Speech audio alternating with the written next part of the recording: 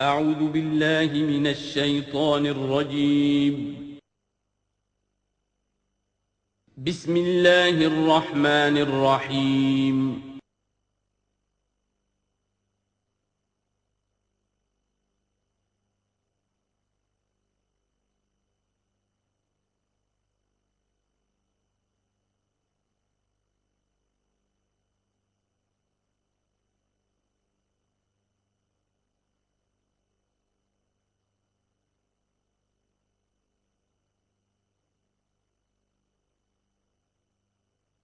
اعوذ باللہ من الشیطان الرجیم بسم اللہ الرحمن الرحیم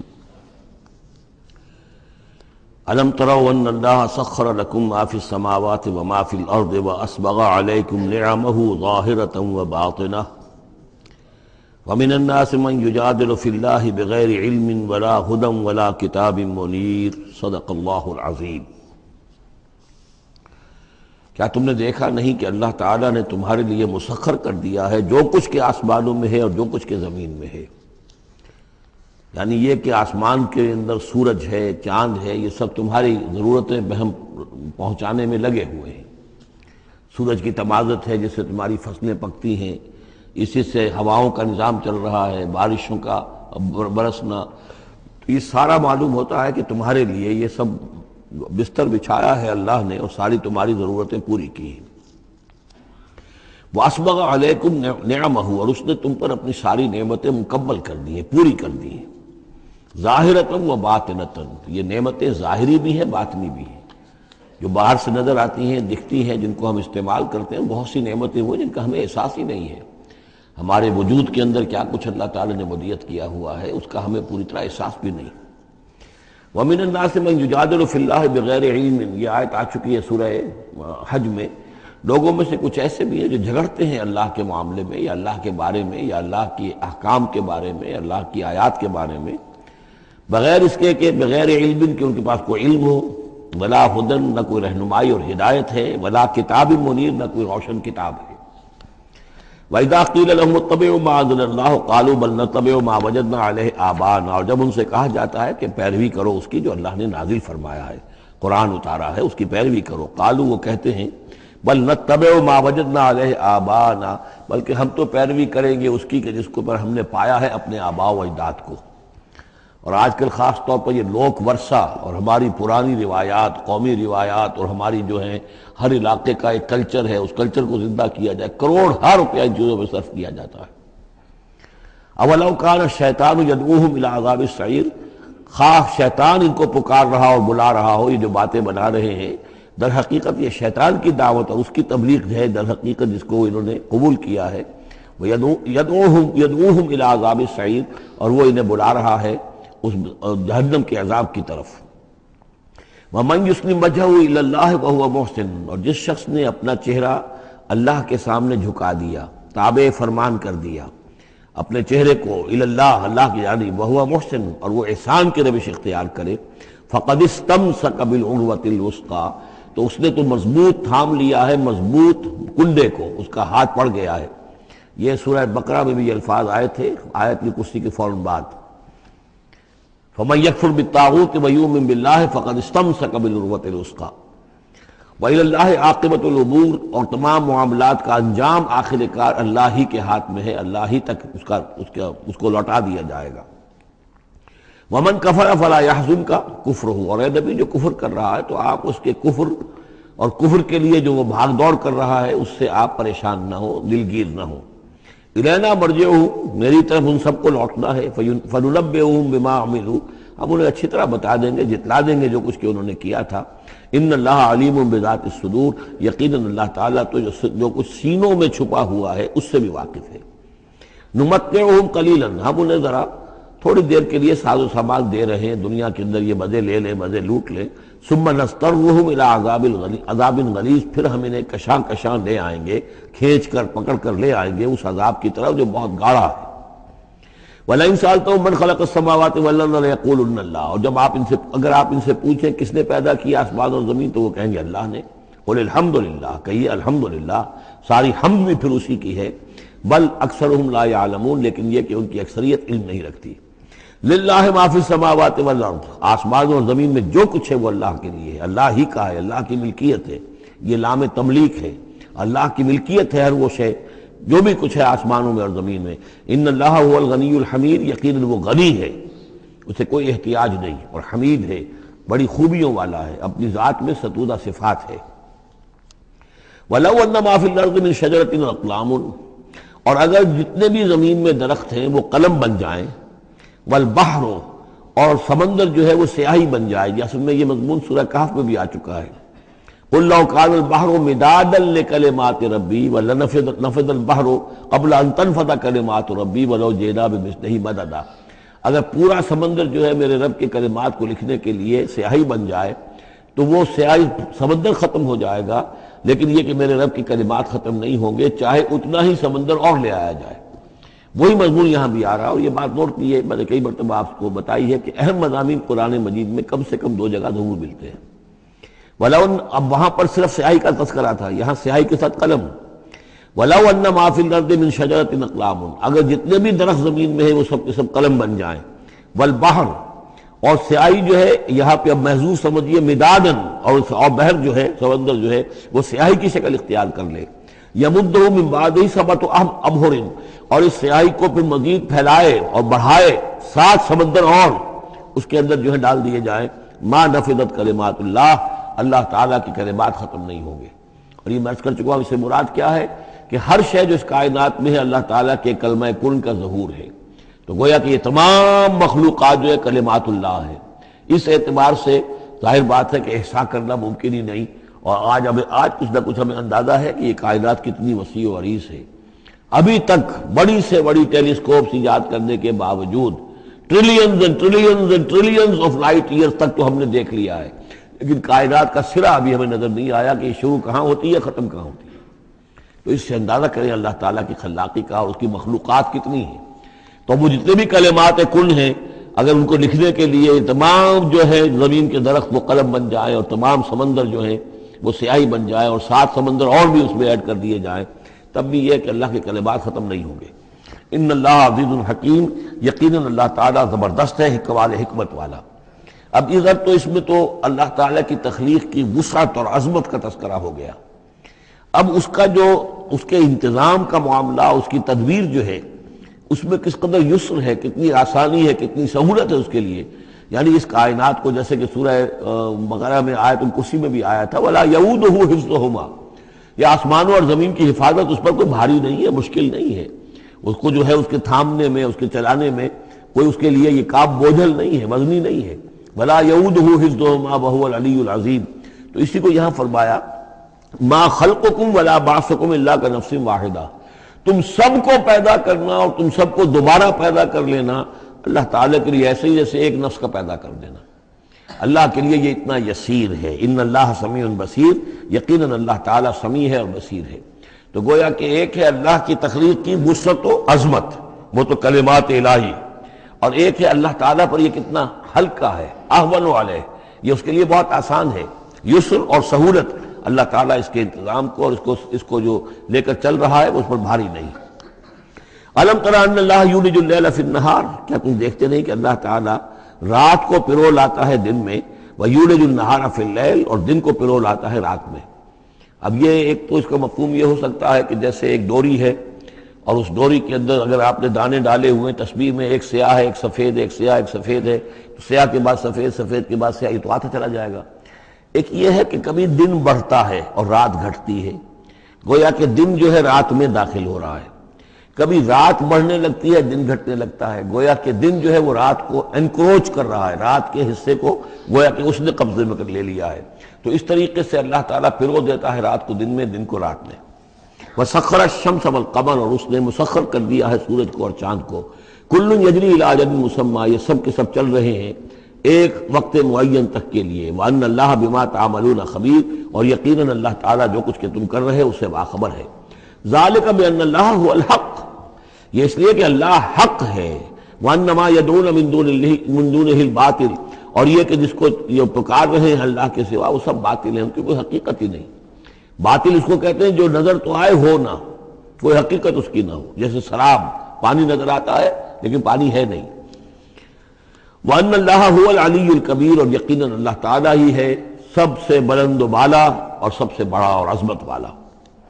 أَلَمْ تَرَ أَنَّ الْفُلْكَ تَجْرِي فِي الْبَحْرِ بِنِعْمَتِ اللَّهِ لِيُرِيَكُم مِّنْ آيَاتِهِ، کیا تم دیکھتے نہیں کہ کشتیاں چلتی ہیں سمندر میں یا دریا میں اللہ کی نعمتوں کو لے کر؟ ظاہر بات ہے ٹرانسپورٹ جو ہوتی تھی پہلے بہت بڑی، وہ سمندروں میں کشتیوں سے، دریاؤں میں بھی۔ لِيُرِيَكُم مِّنْ آيَاتِهِ، تاکہ وہ تمہیں دکھائے اپنی آیات میں سے۔ ان فی ذلک لآیات لکل صبار شکور، یقیناً اس میں آیات ہیں، لیکن کس کے لیے؟ ان سب لوگوں کے لیے جو صبر کرنے والے ہیں، شکر کرنے والے ہیں۔ صبار یہ بھی مبالغے کا صیغہ ہے، فعال کے وزن پر، بہت صبر کرنے والا۔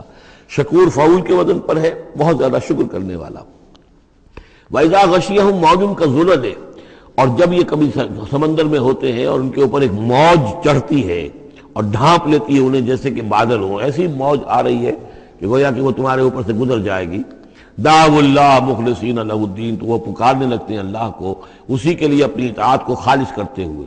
فلما نجاہم من البر، اور جب اللہ انہیں نجات دے کر لے آتا ہے خشکی پر، فمنہم مقتصد، تو ان میں سے کچھ وہ لوگ ہیں کہ جو بیچ کی چال پر چلتے ہیں، یعنی یہ کہ اکثر و بیشتر جو ہیں وہ پھر شرک کی راہ اختیار کر لیتے ہیں۔ وما یجحد بآیاتنا الا کل ختار کفور، اور ہماری آیات کا انکار نہیں کرتے مگر وہی جو قول کے جھوٹے ہیں اور ناشکر ہیں۔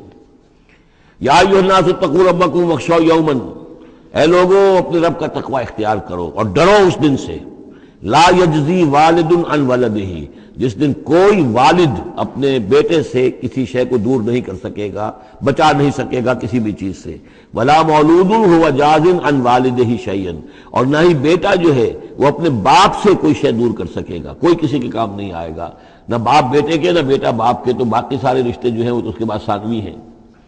ان وعد اللہ حق، یہاں وہ آیت بھی یاد آ گئی ہوگی آپ کو، یا بنی اسرائیل اذکروا نعمتی التی انعمت علیکم انی فضلتکم علی العالمین واتقوا یوما لا تجزی نفس عن نفس شیئا ولا یقبل منها شفاعۃ ولا یؤخذ منها عدل ولا هم ینصرون۔ یا ایھا الناس اتقوا ربکم واخشوا یوما لا یجزی والد عن ولدہ ولا مولود هو جاز عن والدہ شیئا ان وعد اللہ حق، اللہ کا وعدہ سچا ہے، شدنی ہے، اٹل ہے، ہو کر رہے گا، قیامت آ کر رہے گی، جزا و سزا ہو کر رہے گی۔ فلا تغرنکم الحیات الدنیا، تو دیکھو تمہیں نہ دھوکے میں ڈال دے یہ دنیا کی زندگی، تم اسی کے اوپر ریجھ جاؤ، اسی میں مگن ہو جاؤ، اسی میں گم ہو جاؤ، تو گویا کہ یہ تمہارے لیے پھر دھوکے کی ٹٹی بن گئی کہ اصل زندگی سے تمہیں جو ہے ذہناً جو ہے اس نے غافل کر دیا۔ ولا یغرنکم باللہ الغرور، اور دیکھنا وہ دھوکے باز تمہیں اللہ تعالیٰ کی شان غفاری کے حوالے سے دھوکہ نہ دے۔ یہ شیطان آ کر یہ بھی کہتا ہے کہ اللہ تو بڑا غفار ہے، تم نے کیا کیا، کچھ چھوٹے سے گناہ تھوڑے سے کیے، اللہ کی مغفرت تو بہت وسیع ہے، خامخواہ کاہے کو گھبراتے ہو، کاہے کو توبہ کرتے ہو۔ تو یہ جو ہے اللہ کی رحیمی، اللہ کی شان غفاری کا حوالے سے دھوکے میں دینا انسان کو۔ ولا یغرنکم باللہ الغرور ان اللہ عندہ علم الساعہ، اللہ ہی ہے کہ جس کے پاس ہے قیامت کا علم کہ قیامت کب آئے گی۔ ساعہ اور قیامہ، اس کے فرق کو ذہن میں رکھیے۔ گھڑی وہ معین گھڑی جب کہ زلزلہ ہوگا اور یہ اجرام سماویہ جو ہیں وہ ایک دوسرے سے ٹکرائیں گے اور پہاڑ جو ہے روئی کے گالوں، یہ ساعہ ہے جس میں کہ ہلاکت ہوگی دنیا کی آخری۔ اور پھر باعث بعد الموت کے بعد جو دن آنا ہے وہ قیامہ ہے۔ قیام کہتے ہیں کھڑے ہونے کو، اس دن کھڑے ہوں گے لوگ اور حاضر ہوں گے اپنے رب کے حضور میں۔ تو عام طور پر ہم قیامت کا لفظ جب بولتے ہیں تو ساعت کی جگہ پر بولتے ہیں۔ قرآن کی جو پرٹیکولر اپنی ٹرمینالوجی ہے اس میں یہ ساعہ ہے، وہ گھڑی کہ جس میں ہلچل ہوگی اور یہ جو بھی کچھ ہونا ہے جس کا کہ نقشہ کھینچا گیا، القاریہ والقاریہ وما ادراک ما القاریہ، یہ ہے الساعہ۔ لیکن پھر جب بعد الموت کے بعد جب کھڑے ہونا ہے قبروں سے نکل کر اللہ کے حضور میں، تو یہ ہوگا قیامہ، کھڑے ہونے کا دن۔ ان اللہ عندہ علم الساعہ، وہ ساعت کب آئے گی اس کا علم صرف اللہ کے پاس ہے۔ وَيُنَزِّلُ الْغَيْثَ، وہی بارش برساتا ہے۔ وَيَعْلَمُ مَا فِي الْأَرْحَامِ، وہ جانتا ہے جو کچھ کے رحموں میں ہے، ماں کے پیٹ میں کیا ہے وہ جانتا ہے۔ وَمَا تَدْرِي نَفْسٌ، اور کوئی جان نہیں جانتی ماذا تکسب غدا، کہ کل وہ کیا کمائی کرے گی۔ وَمَا تَدْرِي نَفْسٌ، اور کوئی جان نہیں جانتی بِأَيِّ أَرْضٍ تَمُوتُ، کہ کس زمین میں اس کی موت واقع ہوگی۔ ایک شخص ہے اپنے ملک سے صرف چند دن کے لیے کہیں باہر گیا، وہیں انتقال ہو گیا، اسے کبھی گمان بھی نہیں ہو سکتا تھا، سال ہر سال سے کہیں مقیم ہے وہاں موت نہیں آئی، اور کہیں گیا ہے اور وہاں موت آ گئی۔ تو کوئی نہیں جانتا کس زمین میں اس کی موت واقع ہوگی۔ ان اللہ علیم خبیر، یقیناً اللہ تعالیٰ علیم اور خبیر ہے۔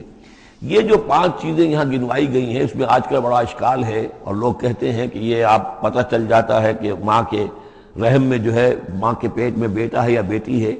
اس کے 2 اعتبار سے اس کو سمجھ لیجئے۔ اس آیت میں 5 چیزوں کا ذکر ہے۔ پہلی چیز میں حصر کا اسلوب ہے کہ یہ چیز صرف اللہ کو معلوم ہے، اگرچہ یہاں یہ نہیں لکھا ہوا ہے کہ اللہ کے سوا کوئی نہیں جانتا، پھر بھی چونکہ حصر کا اسلوب ہے، ان اللہ عندہ علم الساعہ، یقیناً اللہ ہی ہے جس کے پاس ہے قیامت کا علم، ساعت کا علم۔ اس میں بھی گویا کہ نفی ہو گئی کہ کوئی اور نہیں جانتا۔ 2 آخری چیزوں میں بھی نفی ہے، وما تدری نفس ماذا تکسب غدا، کوئی نہیں جانتا کہ کل وہ کیا کمائے گا، اس میں بھی کیٹیگوریکل نفی ہے اس کی۔ وما تدری نفس بأی ارض تموت، یہ بھی پھر کیٹیگوریکل نفی ہے کہ نہیں کوئی جانتا، کوئی جان نہیں جانتی کہ کہاں اس کی موت واقع ہوگی۔ لیکن 2 چیزیں جو ہے کیٹیگوریکل ڈینائل نہیں ہے۔ وَيُنَزِّلُ الْغَيْثَ، اللہ بارش برساتا ہے، یہ کہاں لکھا؟ نہ یہاں اس حصر کا اسلوب ہے، نہ یہ لکھا ہے کہ یہ کام جو ہے صرف اللہ کرتا ہے۔ اسی طرح یعلم ما فی الارحام، اللہ جانتا ہے جو کچھ کے رحموں میں ہے، اب یہ جو نہیں لکھا کہ کوئی اور نہیں جانتا۔ اس اعتبار سے قرآن مجید کے الفاظ جو ہیں ان کے اوپر تو اعتراض وارد ہو ہی نہیں سکتا۔ البتہ اعتراض اگر کچھ وارد ہوتا تو ایک حدیث پر ہوتا ہے۔ حدیث میں یہ آیا ہے کہ حضرت جبرائیل نے جب پوچھا تھا کہ مجھے قیامت کے بارے میں بتائیے، تو اس میں سے ایک روایت میں یہ الفاظ آئے ہیں کہ فی 5 لا یعلمہن الا اللہ، یہ قیامت کا علم جو ہے یہ تو ان 5 چیزوں میں سے ہے جنہیں اللہ کے سوا کوئی نہیں جانتا، اور وہاں حضور نے یہ ساری چیزیں گنوائی ہیں۔ اس کا جو ہے جواب وہ یہ ہے کہ رحم میں کیا ہے اس کا صرف ایک پہلو ہمیں معلوم ہوا ہے کہ وہ بیٹا ہے یا بیٹی ہے، باقی جو کچھ ہے اس کے نہ معلوم کتنے پہلو ہیں، کتنا ذہین ہے، کس قدر فطین ہے، اس کے اندر کیا اوصاف ہے، اس میں کیا صلاحیتیں ہیں، شقی ہے یا سعید ہے، نیکوکار ہوگا بدکار ہوگا، کیا پتہ ہے، یا ہوگا یا ہوگی۔ تو اس سے یہ کہ اس کی جو حدیث کا بھی معاملہ ہے اس کی بھی جو ہے اس کی توجیہ موجود ہے، اس پہ کسی گھبرانے کی ضرورت نہیں ہے۔ ان اللہ علیم الخبیر، یقیناً اللہ تعالیٰ علیم اور خبیر ہے۔ سورۃ السجدہ، اب یہ سورہ مبارکہ آئی ہے، یہ 3 رکوعوں پر مشتمل ہے، اور اس میں بڑا ردم بہت تیز ہے، اور یہ ذہن میں رکھیے گا کہ یہ حضور کی بہت محبوب صورتوں میں سے ایک صورت ہے، اس لیے کہ آپ کا یہ رواج، آپ کا یہ معمول تھا کہ آپ جمعے کے روز صبح فجر کی پہلی رکعت میں اس سورہ سجدہ کی تلاوت فرمایا کرتے تھے۔ تو جن صورتوں کے ساتھ حضور کو خاص طور پر کوئی تعلق خاطر تھا اضافی طور پر، تو اس کا ہمیں اسی سے اندازہ ہوتا ہے کہ نمازوں میں آپ جو زیادہ پڑھتے تھے، تو فجر کی نماز جمعے کے دن اس میں بالعموم آپ کا یہ معمول تھا کہ یہ سورہ سجدہ جو ہے پوری 3 رکوع پوری جو ہے وہ پہلی رکعت میں پڑھتے تھے، اور دوسری رکعت کے اندر سورۃ الدہر، یا پھر یہ کہ کبھی کبھی ایسا ہوتا تھا کہ پہلی صورت میں سورہ جمعہ اور دوسری میں سورہ منافقون، وہ 2 رکوعوں کی صورتیں ہیں، لیکن یہ جو ہے یہ صورت خاصی طویل ہے۔ الف لام میم تنزیل الکتاب لا ریب فیہ من رب العالمین، اس کتاب کا اتارا جانا ہے کہ جس میں کوئی شک نہیں، کوئی فریب نہیں، رب العالمین کی طرف سے ہے۔ ام یقولون افتراہ، کیا یہ کہتے ہیں کہ یہ محمد نے خود گھڑ لی ہے صلی اللہ علیہ وسلم، خود لکھ لی ہے؟ بل هو الحق من ربک، نہیں، یہ الحق ہے تیرے رب کی طرف سے۔ لتنذر قوما ما اتاہم من نذیر، تاکہ خبردار کر دیں آپ اے نبی اس قوم کو کہ جس کے پاس کوئی نبی پہلے نہیں آیا، کوئی خبردار کرنے والا نہیں آیا۔ حضرت اسماعیل سے لے کر اور حضرت محمد تک بڑے طویل عرصے تک کوئی نبی اس نسل میں نہیں آیا، اس قوم میں نہیں آیا۔ لعلہم یہتدون، آپ خبردار کریں انہیں شاید تاکہ وہ ہدایت پائیں، شاید کہ وہ ہدایت پائیں، تاکہ وہ ہدایت پائیں۔ اللہ الذی خلق السماوات والارض وما بینہما فی 6 ایام، اللہ وہ ہے کہ جس نے پیدا کیا آسمانوں کو اور زمین کو اور جو کچھ ان دونوں کے مابین ہے 6 دنوں میں۔ ثم استوى علی العرش، پھر وہ متمکن ہو گیا تخت حکومت پر، تخت پر۔ ما لکم من دونہ من ولی، نہیں ہے تمہارے لیے اس کے مقابلے میں من ولی ولا شفیع، یہاں دون کا لفظ جو ہے مقابلے میں، اس کے خلاف، یعنی جب کہ وہ پکڑے تمہیں سزا دینا چاہے تو اس کے اس فیصلے کے کوئی آڑے نہیں آ سکتا، نہ کوئی ولی اور نہ کوئی شفیع۔ افلا تتذکرون، تو کیا تم تذکر نہیں کرتے، سمجھتے نہیں ہو، عقل سے کام نہیں لیتے؟ یدبر الامر من السماء الى الارض، وہ تدبیر کرتا ہے امر کی آسمان سے زمین کی طرف۔ ظاہر بات ہے کہ اللہ تعالیٰ کے جو فیصلے ہوتے ہیں اور اس میں ایک تو ہے 1000 سال کا ایک نقشہ ہے جو اللہ بناتا ہے، پلاننگ ہے، جو اللہ کا ایک دن ہے. لیکن یہ کہ ہمارے حساب سے جو ایک سال ہے اس کے لیے بھی جو لیلۃ القدر آتی ہے وہ در حقیقت وہ اس سال کا بجٹ سیشن ہے کہ اس 100,000 سال میں سے اس سال کے اندر کیا کیا ہونا ہے. تو اس طریقے سے اللہ تعالیٰ کا جو عالمی حکومت کا نظام ہے اس میں اس طریقے کی پلاننگ ہے. یدبر الامر من السماء الی الارض، وہ تدبیر کرتا ہے اپنے امر کی آسمان سے زمین کی طرف. فرشتے اترتے ہیں احکام کو لے کر کہ اب یہ کام یہاں پر ہونے ہیں، یہ امپلیمنٹیشن ہونی ہے. ثم یعرج الیہ، پھر وہ چڑھتا ہے اس کی جانب. جب یہ کام ہو گئے تو رپورٹیں جو ہیں وہ اللہ تعالیٰ کی جناب میں پھر پیش ہونے کے لیے جا رہی ہیں. فی یومن، اور یہ سارا معاملہ ہے ایک دن میں، مقدارہ 1000 سنۃ مما تعدون، جس کی مقدار ہے تمہارے حساب سے جو تم گنتی کرتے ہو تو 1000 برس. اب یہ سورہ حج میں بھی یہ آیت آ چکی ہے، ان یوما عند ربک کالف سنۃ مما تعدون، تیرے رب کا ایک دن جو ہے وہ تمہارے حساب کے 1000 سال کے برابر ہے. اور یہاں پر بھی یہ آ گیا کہ یہ تدبیر امر کے سلسلے میں اس کائنات میں جو بھی اللہ تعالیٰ کا فیصلہ ہوتا ہے تو وہ ہر 1000 سال کے لیے اس کا ایک نقشہ بن جاتا ہے. ذالک عالم الغیب والشہادۃ، وہ ہے، وہ ہستی ہے جاننے والی ہر چھپی چیز کی اور ہر سامنے کی چیز کی. العزیز، جو زبردست ہے، الرحیم، رحم فرمانے والی ہے. الذی احسن کل شیء، جس نے کہ جو شے بنائی، کل شیء خلقہ، جو شے بھی اس نے بنائی بہت خوبصورت بنائی، بہت عمدہ بنائی. اس کی خلقت میں کوئی نقص تم نہیں دکھا سکتے، کہیں کوئی کوتاہی نہیں دکھا سکتے. وَبَدَأَ خَلْقَ الْإِنسَانِ مِنْ طِينٍ، اور انسان کی تخلیق کا آغاز کیا گارے سے. یہ تخلیق کا آغاز تو گارے سے ہوا، یا تو یہ کہ وہ آدم کی تخلیق جو ہے وہ جو جن مراحل سے ہو کر گزری ہے کو ہم کئی دفعہ دیکھ چکے ہیں، یا جیسے کہ میں نے سورہ مومنون کے شروع میں عرض کیا کہ خود ہر انسان کی بھی جو تخلیق ہو رہی ہے اس کا بھی اصل تو جو ہے کہ باپ کے جسم میں جو نطفہ بن رہا ہے تو وہ بھی تو ظاہر بات ہے کہ زمینی جو غذا ہے اور وہ مٹی ہی کی کشید جو ہے وہی چیزیں ہیں کہ جس کے ذریعے سے وہ اس کا نطفہ بنتا ہے. لیکن اس کے بعد ثم جعل نسلہ من سلالۃ من ماء مہین، پھر یہ جو نسل چلی ہے آدم کی علیہ الصلوۃ والسلام، اب یہ چلی ہے اس بے قدر پانی کی کہ نچڑا ہوا پانی جو ہے، سلالۃ من ماء مہین، اس سے اب یہ نسل آگے چل رہی ہے. پہلا مرحلہ آدم کا، مٹی سے آدم تک. اب آدم سے آگے جو تناسل کا معاملہ چل رہا ہے، نوع انسانی کا ریپروڈکشن جس نظام سے ہو رہی ہے، اس کا یہ نسل جو ہے اس میں یہ ذریعہ بن رہا ہے. ثم سواہ ونفخ فیہ من روحہ، اب یہاں سما جو آ رہا ہے گویا کہ نسل انسانی میں سے جو بھی کوئی ایک بچہ جو ہے اس کو اللہ تعالیٰ اس کی نوک پلک سنوار دیتا ہے، ونفخ فیہ من روحہ، اور اس میں پھر پھونکتا ہے اپنی روح میں سے. یہ میں عرض کر چکا ہوں کہ یہ حدیث نبوی سے جو بڑی پختہ حدیث ہے حضرت عبداللہ ابن مسعود رضی اللہ تعالیٰ عنہ سے، اس میں یہ ہے کہ 40 دن نطفے کی شکل ہے، 40 دن مضغہ ہے، بلکہ درمیان میں علقہ ہے، اور پھر 120 دن کے بعد اللہ تعالیٰ فرشتے کو بھیجتا ہے جو اس میں روح پھونکتا ہے. وَنَفَخَ فِيهِ مِن رُوحِهِ وَجَعَلَ لَكُمُ السَّمْعَ وَالْأَبْصَارَ وَالْأَفْئِدَةَ، اور اس نے تمہارے لیے بنا دیے ہیں کان بھی اور آنکھیں بھی، اور تمہیں عقل بھی دی ہے، یا دل بھی، جو بھی چاہے کہہ لیں، اس لیے کہ دل کی بھی ایک عقل ہے اور ایک عقل حیوانی ہے. قَلِيلًا مَا تَشْكُرُونَ، بہت ہی کم ہے جو شکر تم کرتے ہو. وَقَالُوا إِذَا ضَلَلْنَا فِي الْأَرْضِ أَإِنَّا لَفِي خَلْقٍ جَدِيدٍ، اور یہ کہتے ہیں کہ جب ہم زمین میں گم ہو جائیں گے، رل مل جائیں گے، مٹی ہو کر مٹی میں مل جائیں گے، تحلیل ہو جائیں گے. اور آج کا کوئی نوجوان کہے گا جبکہ اس کے تو ایٹم جو ہے وہ بھی منتشر ہو گئے، اس کے الیکٹرانز بھی پتہ نہیں کہاں سے کہاں گئے، اب اسی کے جسم سے کھاد بن گئی ہے، وہ اس کا جسم کھاد بن گیا ہے، اور وہ کھاد جو ہے وہ پلانٹس کے اندر آ گئی ہے، اور وہ پلانٹس جو ہیں وہ بکری نے کھا لیے ہیں، اور بکری سے کہاں پہنچ گئے، کیسے جمع ہوں گے اس کے اجزاء. وَقَالُوا إِذَا ضَلَلْنَا فِي الْأَرْضِ، جب ہم زمین کے اندر گم ہو جائیں گے، کھوئے جائیں گے، أَإِنَّا لَفِي خَلْقٍ جَدِيدٍ، کیا پھر ہمیں ایک نئی تخلیق جو ہے عطا ہو جائے گی. بل ہم بلقاء ربہم کافرون، حقیقت میں یہ اپنے رب کی ملاقات کا انکار کر رہے ہیں، کیونکہ انہیں معلوم ہے کہ ان کے کرتوت کیا ہیں. ظاہر بات ہے جس کے دل کے اندر اللہ کے لیے خلوص اور محبت ہے اور دل را بدل رہیس، تو اسے یہ بھی یقین ہوگا میرا پروردگار بھی مجھ پر شفقت فرمائے گا، رحم فرمائے گا. آپ اگر مخلص ہیں اللہ کے ساتھ تو اللہ تعالیٰ کی طرف سے بھی رحمت کی امید ہوگی، تو پھر تو انسان ملنا چاہے گا.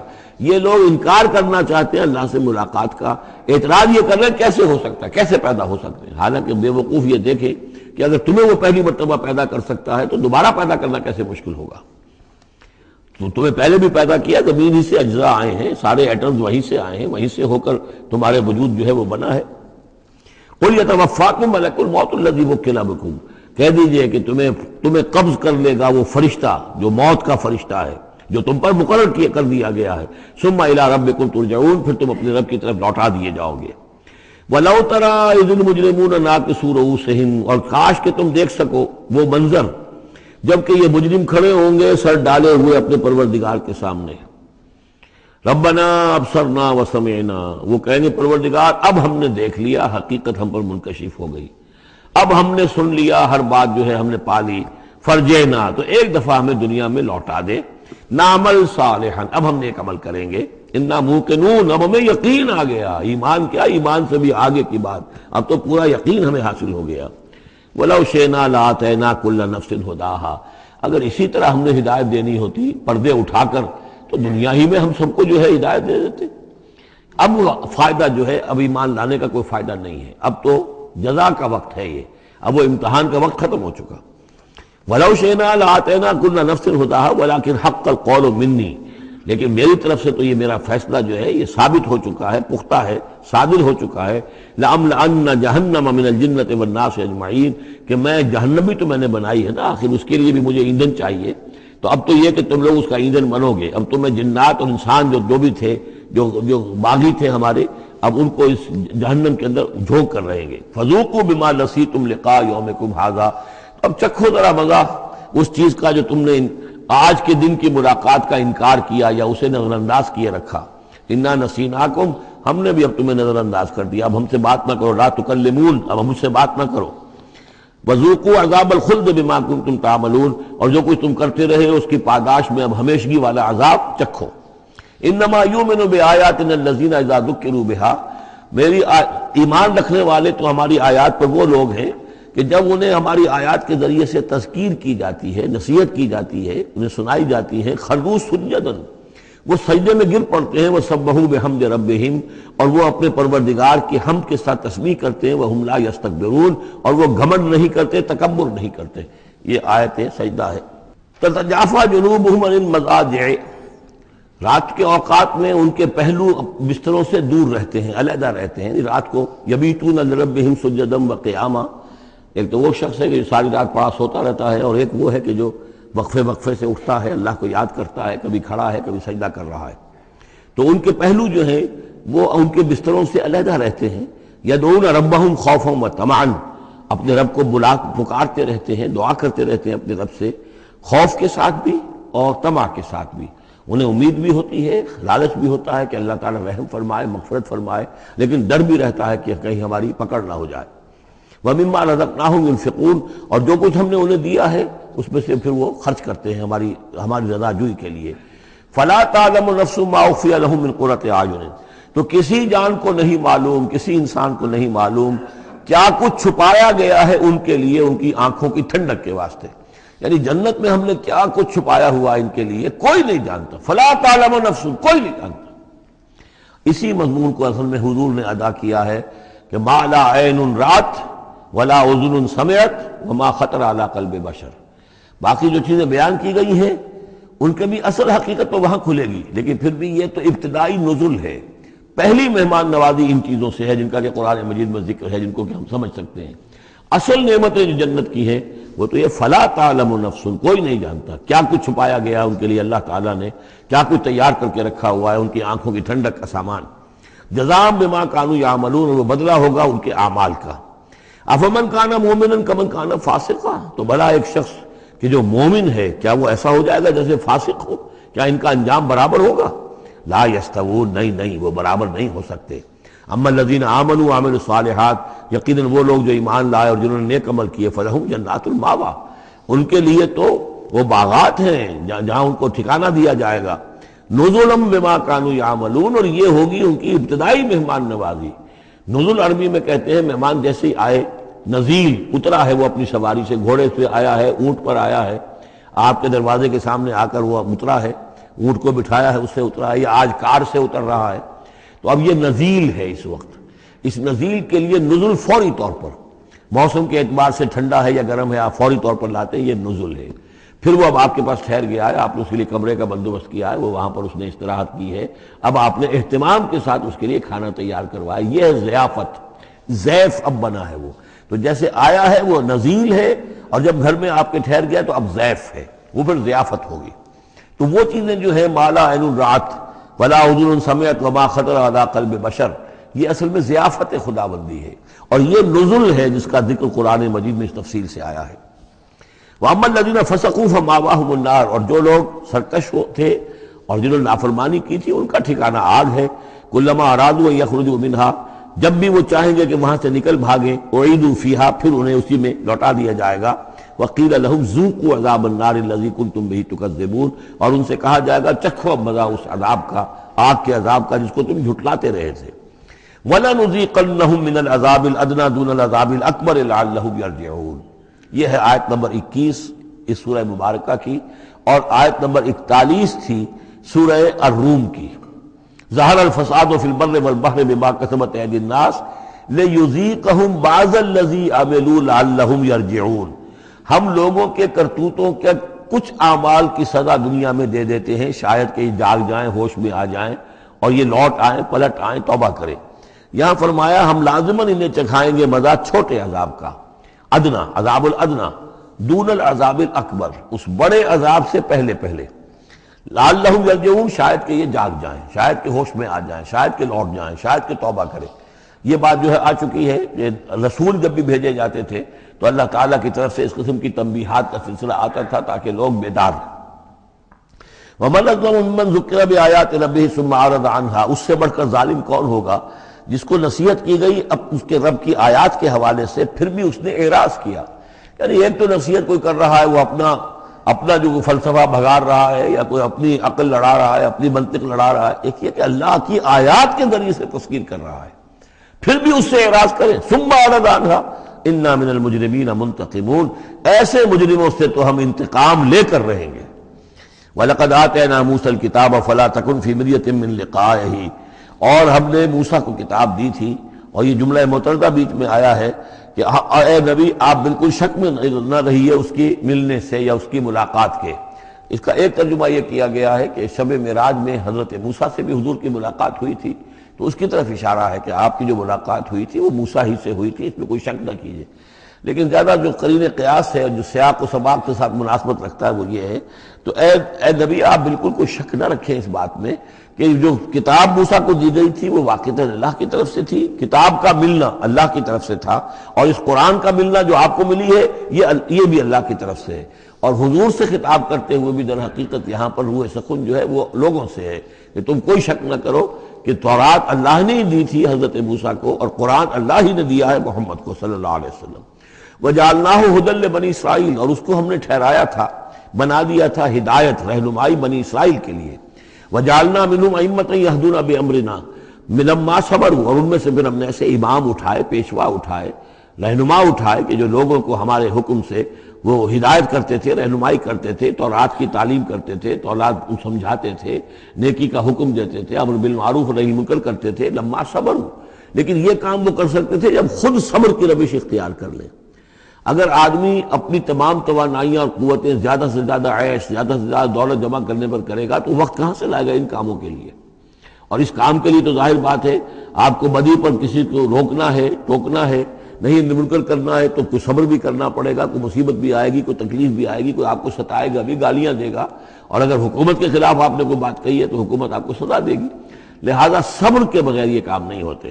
وَجَعَلْنَا مِنْهُمْ أَئِمَّةً يَهْدُونَ بِأَمْرِنَا، اب ہر شخص کے ہم میں سے یہ خواہش پیدا ہونی چاہیے کہ اللہ تعالیٰ ہمیں بھی، اگر بنی اسرائیل میں سے اللہ تعالیٰ نے بہت سے لوگ ایسے اٹھا دیے جن کی یہ تعریف کی جا رہی ہے، جعلنا منہم ائمۃ یہدون بامرنا لما صبروا، اللہ تعالیٰ ہمیں توفیق دے کہ ہم بھی اس امت مسلمہ میں اسی کام کے کرنے والے بن جائیں تاکہ لوگوں کو خیر کی طرف بلائیں، حق کی طرف دعوت دیں، لیکن اس کے لیے اپنے لیے صبر اختیار کرنا ضروری ہے۔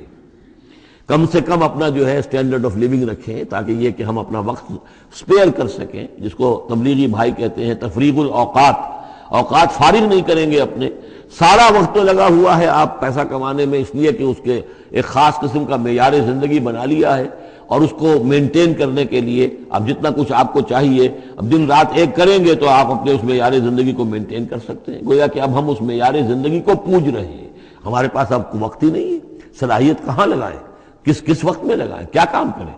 لیکن صبر کی روش ہوگی اور پھر قرآن مجید کے ساتھ وہ تعلق ہوگا تو پھر انشاءاللہ تعالیٰ اللہ تعالیٰ نے انسان میں بڑی صلاحیتیں رکھی ہیں، بڑی قوتیں رکھی ہیں، مسجود ملائک بنایا ہے، اللہ کے کریشن کا کلائمیکس ہے یہ، تو اللہ تعالیٰ کی یوں سمجھیے کہ تخلیق کا نقطۂ عروج ہے، تو اس کے اندر صلاحیتیں ہیں۔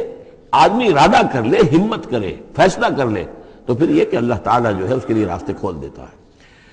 وَجَعَلْنَا مِنْهُمْ أَئِمَّةً يَهْدُونَ بِأَمْرِنَا لَمَّا صَبَرُوا وَكَانُوا بِآيَاتِنَا يُوقِنُونَ، ایک تو یہ کہ صبر کریں اور ہماری آیات کے اوپر پورا یقین ہو۔ إِنَّ رَبَّكَ هُوَ يَفْصِلُ بَيْنَهُمْ يَوْمَ الْقِيَامَةِ فِيمَا كَانُوا فِيهِ يَخْتَلِفُونَ، یقیناً آپ کا رب فیصلہ کرے گا ان کے مابین قیامت کے دن ان تمام چیزوں میں جن میں یہ اختلاف کر رہے تھے۔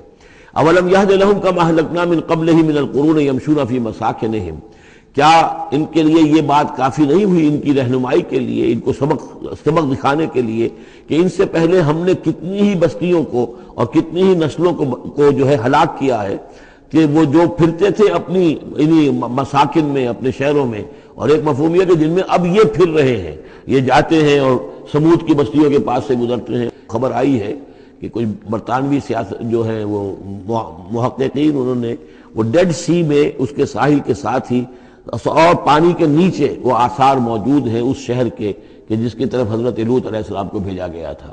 تو خبر میں یہ ہے کہ قرآن اور تورات کی جو بات ہے اس کی تصدیق ہو گئی ہے، لیکن وہ بستی جو ہے پہلے بھی میرا گمان یہی تھا کہ وہ جو ہے اصل میں سمندر کے اندر آ چکی ہے، اور شاید اسی لیے ڈیڈ سی اس کا نام ہو کہ پورے شہر جو ہیں بڑے ہوئے وہ اس کے اندر دھنس گئے ہیں، اور گویا کہ سب کے سب اسی کے اندر جو ہے ان کی قبر بن گئی ہے، وہ پانی کی قبر کے اندر وہ دفن ہوئے ہیں۔ بہرحال یہ تمام چیزیں جو ہے تم پھرتے ہو، آتے ہو، جاتے ہو، انہی لوگوں کے مساکن کے اندر تم پھر رہے ہو۔ ان فی ذلک لآیات فلا یسمعون، اس میں یقیناً نشانیاں ہیں، تو کیا تم عقل سے کام نہیں لیتے، سنتے نہیں ہو؟ اولم یروا انا نسوق الماء الی الارض الجرز، کیا انہوں نے دیکھا نہیں کہ ہم پانی کو ہانک کر لے جاتے ہیں ایک ایسی زمین کی طرف جو چٹیل پڑی ہے، بے آب و گیا ہے، فنخرج به زرعا تاکل منه انعامهم وانفسهم، پھر ہم اس کے ذریعے سے اس پانی میں کھیتی اگا دیتے ہیں کہ جس میں سے کھاتے ہیں ان کے مویشی بھی اور خود یہ بھی۔ افلا یبصرون، تو کیا یہ دیکھتے نہیں ہیں؟ وَيَقُولُونَ مَتَىٰ هَٰذَا الْفَتْحُ إِن كُنتُمْ صَادِقِينَ، اور وہ یہ کہتے ہیں کب ہوگا یہ فیصلہ، اگر تم سچے ہو تو بتاؤ اے مسلمانوں، یہ قیامت یا عذاب یہ کب آئے گا؟ قُلْ يَوْمَ الْفَتْحِ لَا يَنفَعُ الَّذِينَ كَفَرُوا إِيمَانُهُمْ، کہہ دیجئے وہ جو فیصلے کا دن ہوگا پھر اس دن کافروں کا ایمان لانا ان کے لیے ہرگز مفید نہیں ہوگا۔ ایمان لانا غیب میں اب، جبکہ وہ حقائق جو ہیں وہ غیب کے پردے میں چھپے ہوئے ہیں، تب وہ مفید ہے، لیکن جب فیصلہ ہو جائے گا اور جب تمام حقائق جو ہیں وہ نگاہوں کے سامنے آ جائیں گے، یوم الفتح لا ينفع الذین کفروا ایمانہم ولا هم ينظرون، اور پھر انہیں کوئی مہلت نہیں ملے گی کہ اب وہ کوئی توبہ کر لیں یا کوئی اپنی اصلاح کر لیں۔ فاعرض عنہم، تو اے نبی آپ ان سے اعراض فرمائیے، ان سے درگزر کیجئے، ان کی باتوں پر زیادہ نہ جائیے۔ منتظر انہم منتظرون، آپ بھی انتظار کیجئے اور یہ بھی انتظار کر رہے ہیں۔ اب اس کے بعد آ گئی ہے سورہ احزاب، 8 سورتیں مکی اب ختم ہو گئی، سورۃ الفرقان، سورۃ الشعراء، سورۃ النمل، سورۃ القصص، پھر سورۃ العنکبوت، سورۃ الروم، سورۃ لقمان اور سورۃ السجدہ۔ اب یہ سورت ہے واحد، اور یہ نوٹ کر لیجیے اچھی طرح، اس کا جوڑا ہے سورہ نور کے جو ہم پڑھ چکے ہیں۔ پہلے 14 سورتوں کے بعد ایک سورت آئی مدنی، سورہ نور، اب 8 مکی سورتوں کے بعد ایک سورت آئی ہے، یہ سورہ احزاب، اور اتنی گہری مناسبت ان کے مضامین میں، معاشرتی احکام، زمانہ نزول کے اعتبار سے یہ 1 سال پہلے نازل ہوئی ہے سورہ نور سے، یہ سن 5 زمانہ نزول ہے، وہ سن 6 زمانہ نزول ہے۔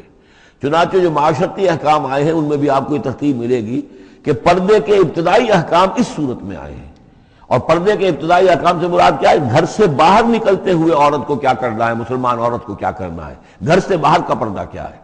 لیکن گھر کے اندر جو پردہ ہے، سطر ہے اس کا ذکر جو ہے وہ یہ سورہ نور کے اندر تھا جو ہم پڑھ چکے ہیں۔ اس کے محرم کون کون ہیں، گھر میں کون آ سکتا ہے، باقی سب جو ہے نامحرم۔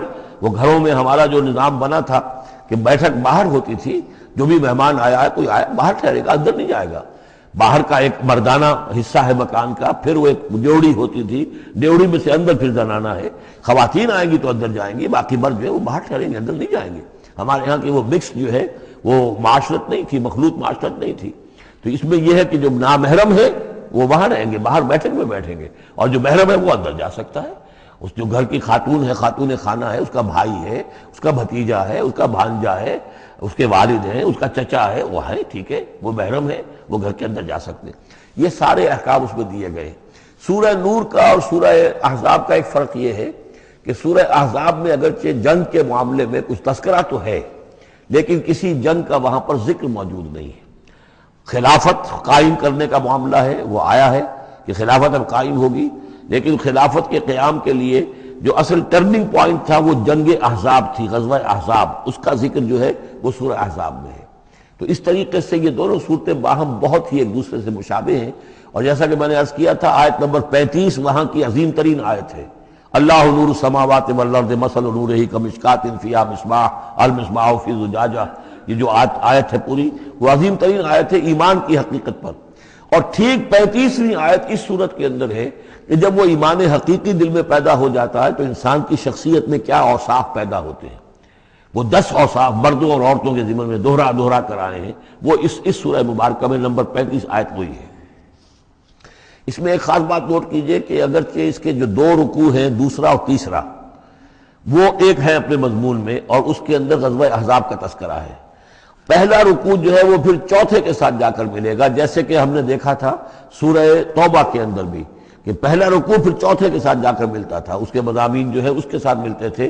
درمیان میں جو ہے 2 رکوع آ گئے تھے کہ جو 1 سال پہلے نازل ہوئے، جو کہ یعنی فتح مکہ سے پہلے نازل ہوئے، لیکن اس کے بعد وہ جو نازل ہوئے ہیں سن 9 کے اندر، اس کے اندر جو ہے وہ پہلا رکوع کی 6 آیات اور اس کے بعد پھر چوتھا اور 5واں رکوع ہے۔ بالکل وہی آپ کو ترتیب یہاں ملے گی، اس لیے کہ قرآن کا اسلوب یہ ہے کہ خاص جو موضوع ہوتا ہے کسی صورت کا، اس سے متعلق آیات کو پہلے نکال کر رکھ دیتے ہیں۔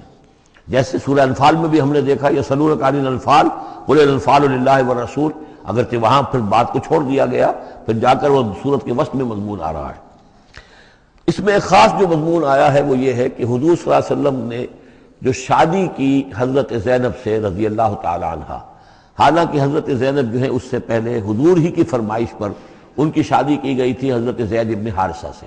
زید ابن حارثہ رضی اللہ تعالی عنہ حضور کے غلام تھے، اور حضور نے انہیں آزاد کر کے اپنا بیٹا بنا لیا تھا، تو محبت بہت تھی حضور کو حضرت زید ابن حارثہ سے۔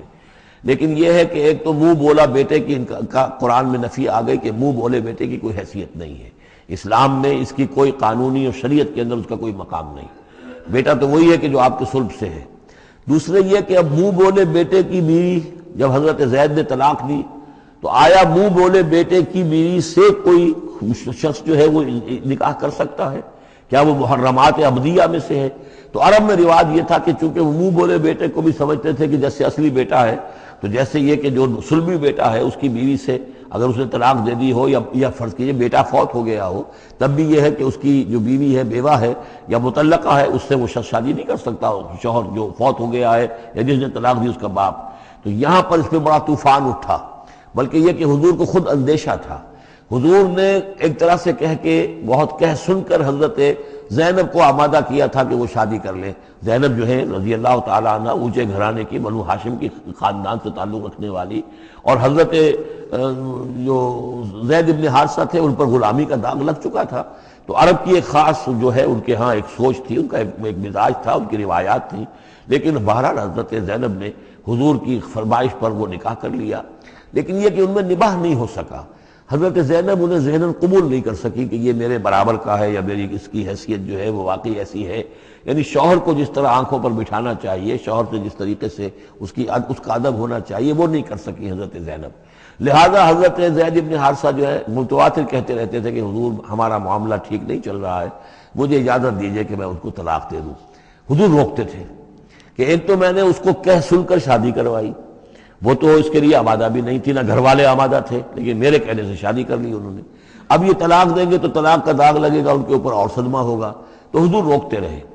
لیکن شاید یہ بھی دل میں آپ کے خیال تھا کہ اگر خدا نہ خواستہ زید نے طلاق دے ہی دی تو پھر زینب کی دل جوئی اس کے بغیر ممکن نہیں ہوگی کہ میں خود پھر ان سے شادی کروں، لیکن میں کیسے شادی کروں گا جبکہ میں نے تو زید کو اپنا منہ بولا بیٹا بھی کہا تھا، تو اس حوالے سے تو سکینڈل بن جائے گا، اور پورے لوگ جو ہیں دشمن تو موجود ہیں، مارے آستین منافقین بھی موجود تھے، وہ اس کو ایک ایشو بنا لیں گے میرے خلاف۔ یہ ہے پس منظر جو پہلے رکوع میں آ رہا ہے۔ یا ایھا النبی اتق اللہ، اے نبی اللہ کا تقوی اختیار کیجئے۔ ولا تطع الکافرین والمنافقین، اور کافروں اور منافقوں کی باتیں نہ مانیے۔ میں آپ کو عرض کروں، اطاعت امر صرف حکم دینے کو نہیں کہتے بلکہ مشورے کو بھی کہتے ہیں، اور اطاعت صرف کسی کا حکم ماننے کو نہیں کہتے، کسی کی بات کو وزن دینا، توجہ سے سننا، یہ بھی اس میں شامل ہے۔ ولا تطع الکافرین والمنافقین، آپ ان کافروں اور منافقین کی بات کا دھیان نہ کریں۔ ان اللہ کان علیما حکیما، یقیناً اللہ تعالی علیم ہے اور حکیم ہے۔ واتبع ما یوحی الیک من ربک، اور پیروی کیجئے اس کی کہ جو آپ کی طرف، آپ کے رب کی طرف سے وحی کی جا رہی ہے۔ ان اللہ کان بما تعملون خبیرا، اور جو کچھ تم کرتے ہو اللہ اس سے واقف ہے۔ وتوکل علی اللہ، اور اللہ پر توکل کیجئے۔ وکفی باللہ وکیلا، اور اللہ ہے، کافی ہے آپ کے توکل کے لیے، آپ کے لیے سہارا۔ یعنی یہ کہ آپ لوگوں کی جو پروپیگنڈا ہوگا اس کا اندیشہ ہے آپ کو، اس کا بالکل دھیان نہ کیجئے۔ ما جعل اللہ للرجل من قلبین فی جوفہ، اللہ تعالیٰ نے کسی انسان کے دل میں دو دل نہیں رکھے، کسی کے سینے میں، کسی کے پیٹ میں، یہاں پہ جوف جو ہے خالی جگہ کو کہتے ہیں، تو سینے کے اندر، کیونکہ یہ کیویٹی کہلاتی ہے، چیسٹ کیویٹی، اور پھر دوسری جو ہے ایبڈومینل کیویٹی ہے، تو اس میں دو دل نہیں رکھے ہیں، مطلب دل ایک ہی ہوتا ہے۔ اسی طریقے سے گویا کہ بات کہی جا رہی ہے، کہنے کو تو ہم کہہ دیتے ہیں کہ دل جو ہے، اور ہمارے دل یکجا ہو گئے ہیں، دل سے دل مل گیا، رہتا تو دل ہی رہتا، ایک ہی رہتا ہے انسان کا اپنا دل۔ لیکن اسی طریقے سے کسی شخص کی دو مائیں نہیں ہوتی، ماں تو وہی ہوتی ہے جس نے اس کو جنا ہے، اور کسی شخص کا بیٹا جو ہے، بیٹا وہی ہوتا ہے جو اس کی صلب سے پیدا ہوا ہو۔ باقی یہ ہے کہ منہ بولا بیٹا جو وہ بیٹا نہیں بن جاتا۔ وما جعل ازواجکم اللہ، اور نہیں اللہ نے بنایا ہے تمہاری ان بیویوں کو، اللہ تظاہرون منہن، کہ جن سے تم زہار کر بیٹھتے ہو۔ یہ زہار کا مضمون سورہ مجادلہ میں آئے گا۔ عربوں میں روایت یہ تھا کہ بہت ناراض ہو گئے، بیوی سے کہہ دیا تم تو میری ماں کی طرح ہو، گویا کہ اب یہ ہمیشہ کے لیے حرام ہو گئے۔ طلاق مغلظ کا بھی مغلظ در مغلظ طلاق ہو گئی، اب وہ کسی طرح بھی اس کے لیے اس سے کوئی تعلق رکھنا جائز نہیں ہے۔ تو یہ زہار جو ہے ماں بنا دیا، کہہ دیا کہ ماں بن گئی تو گویا کہ ماں بن گئی، لیکن اللہ تعالیٰ کے ہاں وہ ماں نہیں بنتی، ماں تو وہی ہے، جیسے کہ فرمایا وما جعل ازواجکم اللہ تظاہرون منہ امہاتہم، جن سے تم زہار کر بیٹھتے ہو، جنہیں تم یہ کہتے ہو کہ تم میری ماں کے مانند یا ماں کی پیٹھ کے مانند ہو میرے لیے، تو وہ اللہ تمہاری ماں نہیں بن جاتی۔ وما جعل ادعیاکم ابناءکم، نہ تمہارے منہ بولو بیٹوں کو اللہ تعالیٰ نے بیٹا بنایا ہے۔ ذالکم قولکم بافواہکم، یہ تو تمہاری منہ کی باتیں ہیں، منہ سے تم نے وہ جملہ کہہ دیا، تم تو میری ماں کی مانند ہو یا ماں کی پیٹھ کے مانند ہو، اور اسی طریقے سے کہہ دیا تم میرے بیٹے ہو، بیٹا تو وہی ہوگا۔ واللہ یقول الحق، اللہ تعالیٰ حق فرما رہا ہے، وہو یہدی السبیل، اور وہی سیدھے راستے کی طرف ہدایت دینے والا ہے۔ ادعوہم لآبائہم، لوگوں کو پکارا کرو ان کے باپوں کے ساتھ، باپوں کے نام کے ساتھ، چنانچہ یہ حکم ہے۔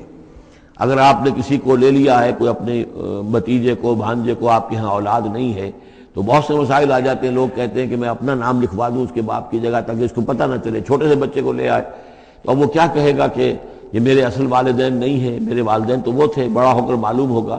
تو ایک یہ سمجھیے کہ سائیکولوجیکل شوق جو پہنچتا ہے، اس سے بچانے کے لیے بعض لوگ سوچتے ہیں کہ ہم اپنا ہی نام درج کروا دیں وہاں پر، اور اس کا نام ولدیت اسی کی، لیکن نہیں، یہ حرام مطلق ہے۔ قرآن مجید کا یہ صاف حکم ہے، قول یہ ادعوہم لآبائہم، ان کو پکارو ان کے نام، ان کے باپوں کے نام کے حوالے سے۔ اسی لیے پہلے حضرت زید کو لوگ کہتے تھے زید ابن محمد، اس لیے کہ حضور نے انہیں اپنا بنایا ہوا تھا متبنا، اور منہ بولا بیٹا۔ یہ آیتیں جب نازل ہوئی تو پھر اب وہ رہ گئے زید ابن حارثہ، دوبارہ وہ زید ابن محمد اب نہیں رہے۔ ادعوہم لآبائہم هو اقسط عند اللہ، یہی زیادہ مبنی بر انصاف ہے اللہ کے نزدیک۔ فإن لم تعلموا آباءهم فإخوانكم في الدين، اور اگر تم جانتے نہیں ان کے باپ کو، کہیں کوئی بچہ جو ہے، چھوٹا سا بچہ کہیں مل گیا ہے، معلوم نہیں، نہ اس کو ہوش تھا، ایسا ہوا ہے، پارٹیشن کے وقت بہت ہوا ہے، پوری گاڑی جو ہے آ رہی تھی، سب کے سب جو ہے وہ قتل کر دیے گئے، کوئی بچہ کہیں پر زندہ مل گیا ہے، اور ایسے لوگ، ان سے ملاقات بھی ہوئی ہے ایک صاحب سے لاہور میں، اب ان کو کسی نے لے کر پال لیا ہے، ٹھیک ہے، لیکن یہ کہ اگر اب معلوم نہیں کہ ان کے باپ کا نام کیا ہے، کوئی نہیں جانتا، نہیں ہے، اگر تم اس کے باپ کا نام نہیں جانتے، فَإِن لَمْ تَعْلَمُوا آبَاءَهُمْ فَإِخْوَانُكُمْ فِي الدِّينِ وَمَوَالِيكُمْ، وہ تمہارے دینی بھائی شمار ہوں گے اور وہ تمہارے رفیق ہیں، تمہارے موالí ہیں۔ وَلَيْسَ عَلَيْكُمْ جُنَاحٌ فِيمَا أَخْطَأْتُمْ بِهِ، لیکن جو کچھ تم سے اب تک کوئی غلطی ہو گئی ہے یا غلطی ہو جائے تو اللہ تعالیٰ تمہیں پکڑے گا نہیں۔ وَلَكِن مَّا تَعَمَّدَتْ قُلُوبُكُمْ، لیکن جو بھی کچھ تم اپنے دلوں سے پورے ارادے کے ساتھ کرو گے تو اس پر یقیناً اللہ تعالیٰ جو ہے حساب لے گا. وَقَانَ اللَّهُ غَفُورًا رَحِيمًا، اور یقیناً اللہ غفور اور رحیم ہے، بخشنے والا اور مہربان. النبی اولیٰ بالمؤمنین من انفسہم، یقیناً نبی جو ہے اہل ایمان کے لیے ان کی اپنی جانوں سے زیادہ محبوب ہونا چاہیے، زیادہ جو ہے حقدار ہے کہ وہ اپنی جانوں سے زیادہ حضور کی جان کی فکر کریں، حضور کی جان سے محبت رکھیں.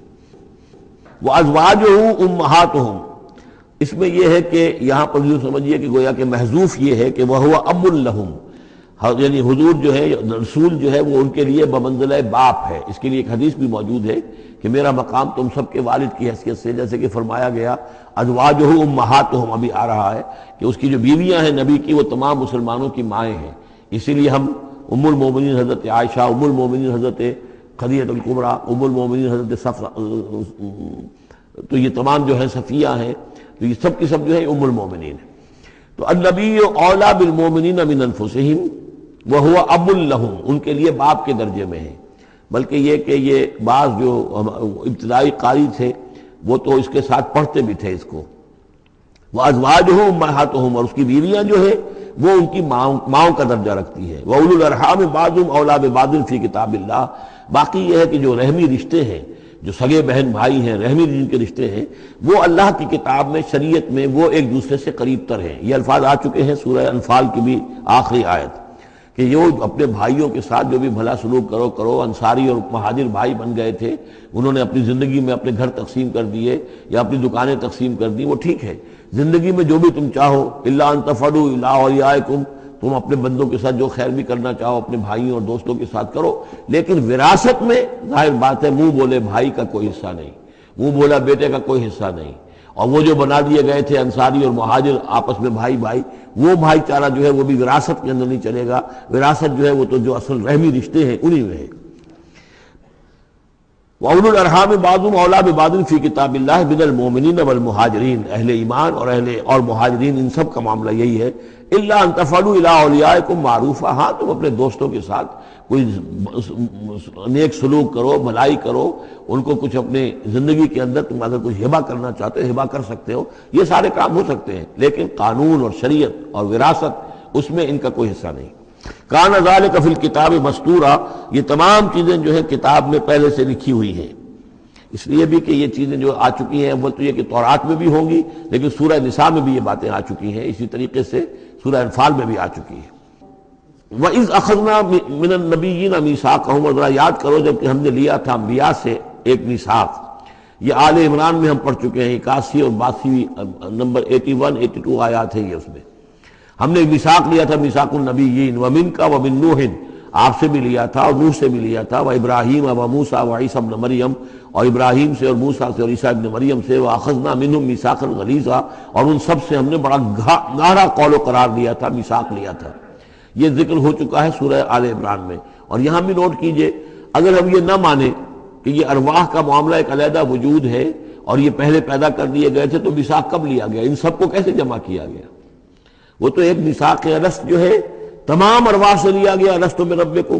پھر ان میں سے جو وہ تھے جنہیں نبوت ملنے والی تھی، روح محمدی بھی موجود تھی اور روح ابراہیم بھی تھی، روح عیسیٰ بھی تھی، یہ ساری ارواح تھی. ان سے پھر ایک ایڈیشنل جو میثاق لیا گیا، وہ ظاہر بات ہے کہ جب تک کہ آپ روحانی وجود کا علیحدہ سے ہونا اس کو تسلیم نہیں کرتے تو قرآن مجید کے سارے مضامین جو ہیں پھر کہیں گے استعارہ ہے، تو استعارہ رہ جائے گا، پھر کوئی حقیقت ثابت نہیں رہے گی. لِيَسْأَلَ الصَّادِقِينَ عَنْ صِدْقِهِمْ، تاکہ اللہ تعالیٰ پوچھ لے سچوں سے ان کے سچ کے بارے میں. اور گویا کہ آگے محذوف ہے وَالْكَاذِبِينَ مِنْ كِذْبِهِمْ، اور جو جھوٹے ہیں ان سے ان کے جھوٹ کے بارے میں سوال کر لے، تاکہ اللہ تعالیٰ پوری طرح پوچھ گچھ کر لے سچوں سے ان کے سچ کے بارے میں. وَعَدَّ لِلْكَافِرِينَ عَذَابًا أَلِيمًا، اور یقیناً اس نے کافروں کے لیے ایک بہت دردناک عذاب تیار کیا ہوا ہے. یہ پہلا رکوع یہاں پر ختم ہو گیا، یہ 8 آیات کا ہے. اس کے بعد اب یہ مضمون چلے گا 2 رکوعوں کے بعد چل کر، دوسرے تیسرے کے بعد چوتھے رکوع کے ساتھ. ابھی یہ صرف اس کی تمہید ہے کہ اے نبی آپ ان کافروں کا اور منافقین کا کوئی سکینڈل بن جائے گا، کوئی یہ ہو جائے گا، کوئی وہ ہو جائے گا، اس کو اپنے ذہن سے بالکل نکال دیجئے. جو اللہ کا حکم ہے اس کے اوپر عمل کیجئے. آپ کے لیے وہ نکاح کرنے میں قطعاً کوئی قباحت نہیں ہے، اور اللہ تعالیٰ نے تو گویا کہ آپ کو حکم دے دیا، اس لیے کہ وہ آ جائے گا کہ ہم نے تو وہ شادی آپ کی کر دی ہے، ہمارے حکم سے یہ حضرت زینب کے ساتھ آپ کا نکاح جو ہے طے پا چکا ہے. اس کے بعد 2 رکوع جو ہے ان میں ذکر ہو رہا ہے غزوہ احزاب کا. ہمارے پاس چند منٹ ہیں تو غزوہ احزاب کا جو تاریخی پس منظر ہے وہ میں بیان کر دیتا ہوں، باقی اس سے آگے ہم پڑھیں گے انشاءاللہ تعالیٰ کل. یہ غزوہ ہوا ہے سن 5 میں، اور اس کے لیے جو ہے بڑا اہتمام ہوا ہے. سب سے پہلے تو یہ کہ بنو نذیر جو نکال دیے گئے تھے مدینے سے اور وہ پھر جا کر خیبر وغیرہ میں آباد ہو گئے تھے، اب انہیں مدینے کی یاد آتی تھی، انہیں ستاتی تھی یاد مدینے کی، وہ واپس آنا چاہتے تھے، وہ چاہتے تھے کہ مسلمانوں سے انتقام لے. تو انہوں نے پھر یہ ہے، اور اس میں خاص طور پر وہ ابو عامر راہب جس کا تذکرہ ہم پڑھ چکے ہیں سورہ توبہ کے اندر، انہوں نے جو ہے بڑی محنت کر کے ایک طرف قریش کو آمادہ کیا کہ وہ حملہ کریں، دوسری طرف یہ ہے کہ جو نجد کے قبائل تھے غطفان وغیرہ ان کو آمادہ کیا. تو یہ ایک گویا سمجھیے کہ متحدہ محاذ بن کر ایک گرینڈ آرمی جو ہے وہ آئی، 12,000 کی فوج، جو عرب میں یوں سمجھیے کہ یہ کوئی انہونی سی بات تھی کہ کوئی اتنی بھی قوت. وہ شمال سے بھی آئے، جنوب سے بھی آئے، اور مغرب سے بھی آئے، مشرق سے بھی آئے. اس کا نقشہ تو بعد میں جب ہم پڑھیں گے تو کھل جائے گا. اب انہوں نے آ کر گھیر لیا مدینے کو، محاصرہ کر کے پڑ گئے. اتنی بڑی فوج حضور کے پاس کل اس وقت جو تعداد بنتی تھی 3,000 کی تھی مدینے کے اندر، جن میں کہ منافقین بھی تھے. اور دوسری یہ کہ عقب میں وہ بنو قریظہ بھی موجود تھے، ایک قبیلہ بڑے طاقتور قبیلہ تھا، بڑا قبیلہ تھا، ان کی گڑھیاں تھیں، ان کے قلعے تھے، وہ موجود تھے.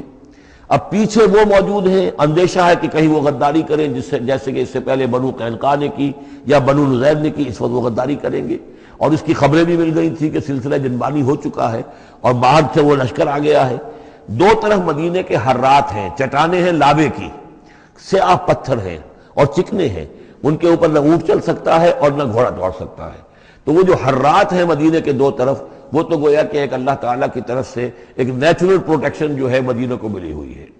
اب 2 طرف جو رہ گئے تو اس میں پیچھے تھے یہ عقب میں جو ہے یہ بنو قریظہ کی گڑھیاں تھیں، اور سامنے کا علاقہ تھا کہ جہاں سے لشکر آ کر جو ہے انہوں نے جو حملہ کرنا تھا. تو پھر حضرت سلمان فارسی کے مشورے پر جب یہ مشورہ کیا حضور نے کہ اب اس طرح کیا کیا جائے، اتنا بڑی فوج آ گئی ہے، تو انہوں نے پھر بتایا کہ ہمارے ہاں یہ ایران میں یہ رواج ہے کہ جب اس طرح کی سچویشن ہو تو کھلے میدان میں جا کر لڑنے کی بجائے ہم خندق کھود لیتے ہیں، تاکہ اس خندق کے اندر سے ہو کر پھر یہ ہے کہ جو بھی چھلانگ مار کے آئے گا خندق میں سے اس کو عبور کر کے آئے گا تو ان کے ساتھ مقابلہ کرنا آسان ہے. ایک ایک کر کے آئیں گے، 10 آئیں گے، ایک دم پورا لشکر جو ہے دوڑ کر جو ہے کیولری ان کی جو ہے گھوڑے دوڑا کر تو نہیں آ سکتے. تو اس حوالے سے پھر خندق کھودی گئی. بہت ہی یعنی رسد کم تھا، فاقے لوگوں کو ہو رہے تھے، 2 3 دن کے کھانے کو کچھ نہیں ملا، سردی شدید تھی. اس موسم میں پھر طے ہوا کہ خندق کھودو، تو مسلمان خندق بھی کھود رہے تھے. اور اسی دوران یہ خبر بھی مل گئی کہ بنو قریظہ بھی بغاوت پر اور بدعہدی پر آمادہ ہیں. یعنی ہر اعتبار سے یہ سمجھ لیجئے کہ اللہ تعالیٰ نے اہل ایمان کے صبر اور امتحان کے لیے ایک بہت ہی سخت خوفناک صورت پیدا کر دی. اگرچہ اس کے بعد ہوا کیا، اس میں یہ ہے کہ ایک حضرت نعیم تھے ابو مسعود الاشجعی، نعیم بن ابن مسعود اشجعی، انہوں نے ایک بڑی تدبیر کی، حضور سے آ کر اجازت بھی دی. اشجعی قبیلے کے تھے، وہ باہر کے تھے، مدینے کے نہیں تھے، کہ حضور اگر آپ مجھے اجازت دیں تو میں ان کے مابین کچھ آپس میں بد اعتمادی پیدا کر دوں. بنو قریظہ کے پاس گئے کہ دیکھو تم یہاں رہتے ہو، یہ تو باہر سے آئے ہیں، فرض کریں چلیے آپ یہ سمجھتے ہیں کہ وہ جیت جائیں گے اور محمد اور ان کے ساتھیوں کو تم ختم کر دو گے، لیکن یہ بھی سوچو کہ اگر برعکس ہو گیا 10%، 20%، 30%، کوئی امکان ہے کہ نہیں؟ تو تم کیا کرو گے؟ تمہیں تو یہاں رہنا ہے، پھر محمد کے ساتھ پھر تمہارا معاملہ ہوگا اور ہو سکتا ہے کہ وہ چھوڑ کر چلے جائیں. پھر تو تم ایسے کرو کہ ان سے مانگو کہ کچھ لوگ ہاسٹیجز تمہیں دیں اپنے، تاکہ ان کو یقین یہ رہے، تمہیں یقین رہے کہ وہ اپنے وعدے سے پھریں گے نہیں، جو بھی وعدہ انہوں نے کیا ہے تمہارے ساتھ مدد کرنے کا، اور تمہارا جو اندر سے تم مسلمانوں پر حملہ کرو گے تو جو کچھ بھی ان کے وعدے وہ پورے کریں گے. انہوں نے کہا بات تو ٹھیک ہے، یہ نعیم جو کہہ رہا ہے یہ بات صحیح ہے. تو انہوں نے وہ مطالبہ کیا ان سے، قریش سے، اور وہ جو لشکر باہر پڑے ہوئے تھے 12,000 کے، کہ آپ اپنے کچھ آدمی ہمارے پاس بھیجیے تاکہ ہمیں اعتماد رہے، ہمارے پاس وہ رہیں گے ہاسٹیجز کی حیثیت سے، کہ ہمیں یقین رہے کہ آپ اپنی بات پوری کریں گے. ادھر سے جا کے ان سے کہا کہ وہ تم ان کے اوپر کیسے اعتماد کر رہے، وہ تو تمہارے اوپر اعتماد ہی نہیں کرتے، تم سے آدمی مانگ رہے ہیں. اور اس طریقے سے ان کے مابین جو ہے وہ ایک فرکشن پیدا کر دی، بد اعتمادی پیدا کر دی. ایک تو یہ تدبیر ہوئی، دوسرے یہ کہ سب سارے امتحان پورا ہو گیا اور دودھ کا دودھ پانی کا پانی جدا ہو گیا، اہل ایمان بھی ثابت ہو گئے، ثابت قدم یہ لوگ ہیں، اور منافقین کا بھی جو خبث باطن تھا ان کی زبانوں پر آ گیا اور معلوم ہو گیا کہ ان کے دلوں کے اندر نفاق ہے۔ پھر اللہ تعالیٰ نے ایک تیز آندھی بھیجی، وہ آندھی ایسی آئی، جھکڑ ایسا آیا کہ وہ لشکر جو تھا اس کے خیمے اڑ گئے، جہاں دیگیں چڑھی ہوئی تھی چولہوں کے اوپر آگ لگ گئی، اور اس سے ایک افراتفری پیدا ہوئی، جس کے نتیجے میں وہ لشکر انہوں نے وہاں سے کیمپ اٹھایا اور چلے گئے۔ باقاعدہ کوئی بڑی لڑائی کی کوئی شکل پیدا ہی نہیں ہوئی، لیکن اللہ نے بس امتحان جو ہے ایک شریر مسلمانوں کا لے لیا۔ اب اس کے بارے میں انشاءاللہ تعالی کل ہم اس کا مطالعہ کریں گے۔ بارک اللہ لی و لکم فی القرآن العظیم ونفعنی وإیاکم بالآیات والذکر الحکیم۔